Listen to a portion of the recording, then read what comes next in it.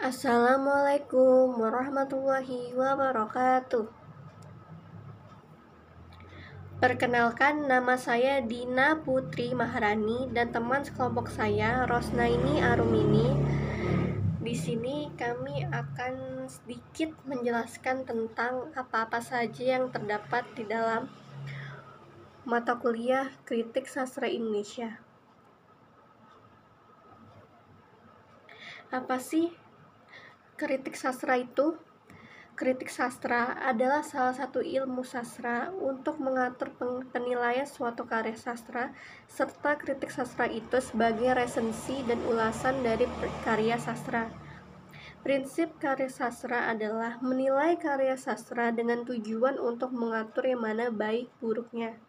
H.B. Yasin, kritik sastra merupakan pertimbangan baik dan buruk karya sastra. Fungsi karya sastra yaitu untuk memberikan penilaian atas karya sastra berdasarkan teori dan sejarah sastra. Itu berarti kritik sastra memerlukan teori dan sejarah sastra. Kedudukan kritik sastra. Menurut Gunawan Muhammad dan Arif Budiman, kritik sastra termasuk karya sastra karena kritik sastra merupakan rekreasi atau penciptaan kembali. Menurut Y.U. Nasution, kritik sastra termasuk ilmu karena di dalamnya dijumpai kaidah-kaidah yang umum tertentu sebagaimana biasanya dimiliki sastra ialah objektif dan ilmiah. Menurut Effendi, kritik sastra tidak termasuk karya sastra serta tidak termasuk ilmu karena syarat yang harus dimiliki oleh karya sastra dan ilmu itu berada pada batas karya sastra. Periodisasi kritik sastra ada 9, yaitu kritik sastra pada zaman Balai Pustaka, pada zaman Pujangga Baru, pada periode Angkatan 45, pada kelompok Lekra Lembaga Kebudayaan Rakyat, kritik sastra revolusioner, kritik sastra akademik, kritik sastra periode 1956 sampai 1975, teori kritik sastra periode 1976 sampai 1988, dan teori kritik sastra Indonesia. Masalah dalam kritik sastra Indonesia yaitu: 1. Kekurangan polemik sastra. Kedua, menurunnya fungsi kritik. Ketiga, perbedaan pandangan fundamental. Keempat, kedatangan era digital dan media sosial mengubah lanskap kritik sastra. Yang kelima, sifat kritik sastra mengalami perubahan. Yang keenam, era digital mempersulit pemusatan tunggal dalam lancah sastra Indonesia. Pembagian periode kritik sastra dalam masa kritik sastrawan. Kritik sastra pada zaman Balai Pustaka. Pada masa ini penulis kritik sastra adalah para sastrawan. Yang kedua, kritik sastra pada zaman Pujangga Baru. Pada zaman ini memiliki beberapa kritikus yang berorientasi pada ekspresif dan romantik. Yang ketiga, kritik sastra pada periode Angkatan 45. Dalam periode ini, kritik sastra berupa esai dan terapan kritik. Teori sastra kelompok Lekra didirikan pada 17 Agustus 1950. Perlawanan terhadap segala yang berbau humanisme borjuis dan untuk memenangkan humanisme proletar. Teori kritik sastra revolusioner. Teori ini merupakan varian dari teori Lekra. Pada hakikatnya teori revolusioner dan Lekra sama, yakni teori yang sasarannya pada penulisan sastra bagi tujuan politik.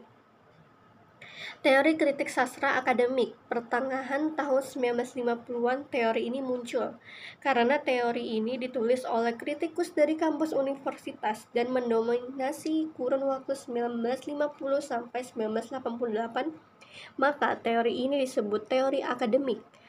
Teori kritik sastra periode 1956 sampai 1975. Jenis kritik sastra ini adalah judisial atau memberi penilaian. Teori kritik sastra periode 1976 sampai 1988. Pada tahun 1980-an, teori sastra dan kritik sastra barat diterapkan di Indonesia oleh para sastrawan dan akademik. Teori kritik sastra kontekstual dan khas Indonesia merupakan sastra yang menyuarakan manusia dan persoalan zamannya atau yang mengungkapkan konteks zamannya. Kritik sastra berdasarkan bentuknya. Ada dua, yang pertama adalah kritik teori, merupakan bidang kritik sastra yang bekerja untuk menetapkan atas dasar prinsip-prinsip umum. Yang kedua adalah kritik praktik, adalah diskusi terhadap karya-karya sastra tertentu dan pengarang-pengarangnya. Kritik sastra berdasarkan penerapannya ada tiga, yaitu: 1. Kritik judisial adalah kritik sastra yang berusaha menganalisis dan menerangkan efek-efek karya sastra berdasarkan pokoknya, organisasinya, teknik serta gayanya, dan mendasarkan pertimbangan individu kritikus atas dasar standar umum tentang kehebatan karya sastra. Yang kedua, kritik induktif adalah kritik sastra yang menguraikan bagian-bagian karya sastra berdasarkan fenomena yang ada secara objektif. Yang ketiga, kritik impresionistik adalah kritik sastra yang berusaha menggambarkan dengan kata-kata dan sifat yang terasa dalam bagian khusus karya sastra dan menyatakan tanggapan kritikus yang ditimbulkan langsung oleh karya sastra. Kritik sastra berdasarkan pendekatannya ada 4. Yang pertama adalah kritik mimetik, adalah kritik yang bertolak pada pandangan bahwa karya sastra merupakan tiruan atau penggambaran dunia dan kehidupan manusia. Yang kedua, kritik pragmatik adalah kritik yang disusun berdasarkan pandangan bahwa sebuah karya sastra disusun untuk mencapai efek tertentu kepada pembaca, pendidikan, dan sebagainya. Ketiga, kritik ekspresif adalah kritik yang menekankan kepada kehebatan penulis dalam mengekspresikan atau mencurahkan idenya ke dalam wujud sastra. Yang keempat, kritik objektif adalah kritik sastra yang menggunakan pendekatan bahwa suatu karya sastra adalah karya yang mandiri.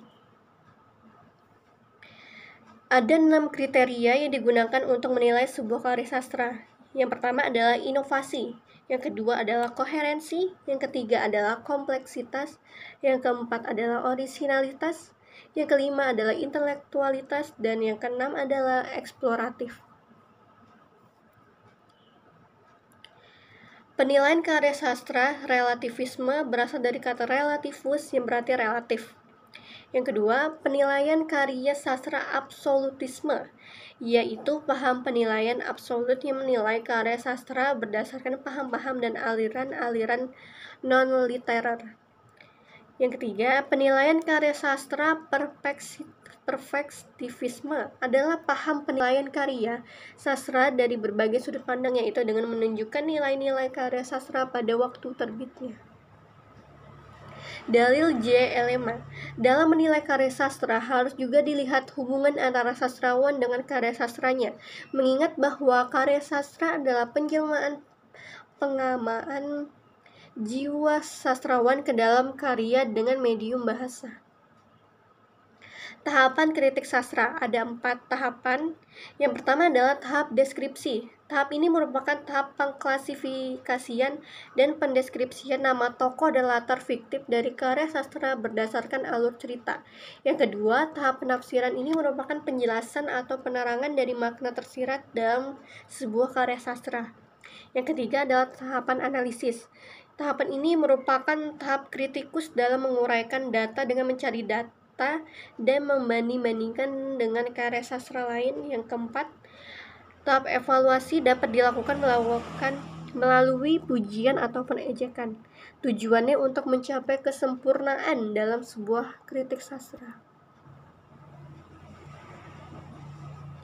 Metode kritik sastra itu ada 4. Yang pertama adalah metode struktural, bahwa karya sastra merupakan sebuah struktur yang terdiri dari macam-macam unsur pembentuk struktur. Yang kedua adalah metode perbandingan, merupakan salah satu metode penelitian objektif yang membandingkan hubungan intertekstual antara dua karya sastra yang saling menunjukkan persamaan. Yang ketiga adalah metode sosiologi sastra, merupakan refleksi masyarakat pada zaman karya sastra itu ditulis, yaitu masyarakat yang melingkupi penulis sebab sebagai anggotanya penulis tidak dapat lepas darinya. Yang keempat adalah metode resepsi sastra, adalah pembaca karya sastra, diantaranya adalah pengarang, karya sastra, dan masyarakat pembaca. Hal ini disebabkan oleh kehidupan historis sebuah karya sastra tidak terpikirkan tanpa partisipasi para pembacanya. Pembaca itu mempunyai peran aktif, bahkan merupakan kekuatan pembentuk sejarah. Konsep kritik sastra menurut Widya Martaya dan Sudiati berpendapat bahwa kritik sastra adalah pengamatan yang teliti, perbandingan yang tepat, dan pertimbangan yang adil terhadap baik buruknya kualitas menilai kebenaran suatu karya sastra. Contoh karya sastra seperti prosa, puisi, dan drama. Teori dan pendekatan dalam karya sastra itu ada 4. Yang pertama adalah karya sastra itu sendiri, kedua pembaca, ketiga pengarang, dan 4 realitas. Objek utama kritik semiotika. Semiotika adalah ilmu yang mempelajari struktur, jenis, tipologi, serta relasi-relasi dalam penggunaannya di dalam masyarakat.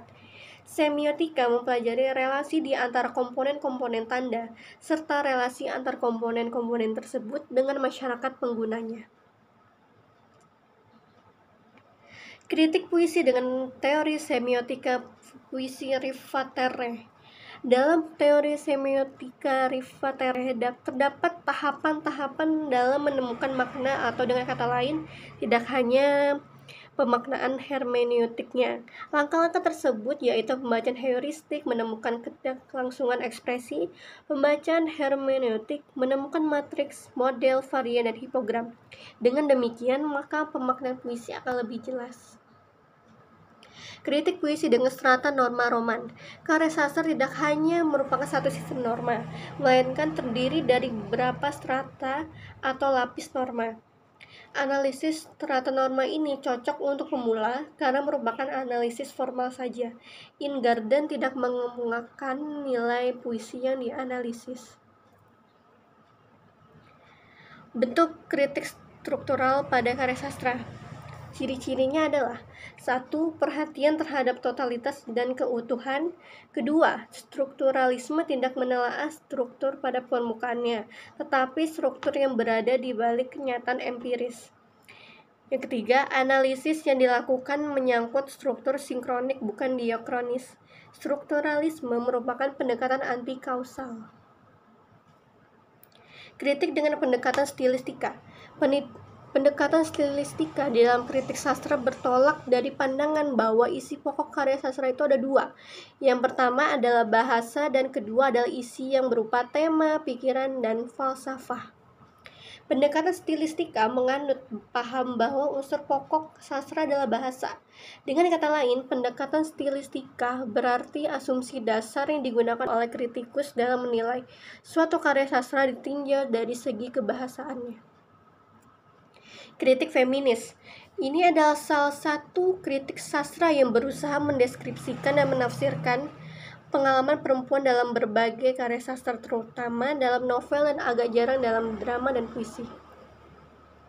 Sekian video penjelasan dari kami. Kami memohon maaf bila ada kesalahan. Terima kasih. Wassalamualaikum warahmatullahi wabarakatuh.